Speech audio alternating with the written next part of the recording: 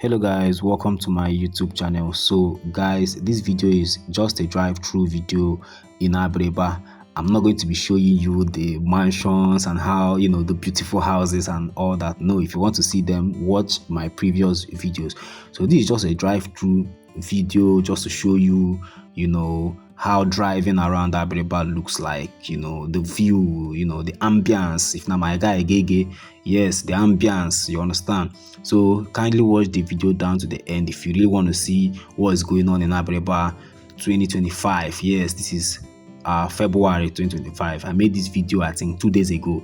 So I just want to show some of you that are not living here in Abiriba, but you are from Abiriba and you want to just see how home is like. So this video is for you, and for some other people that just want to see how Abiriba is even though they are not from here. So this is Abiriba.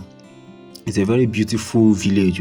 Forget I'm showing you this area, you understand. Even this area is fine, but I don't want to show you those mansions and all that. I just want to drive around, may you feel the ambience, you understand. May you just see how this place is like. As you can see, the road is made of concrete, cement.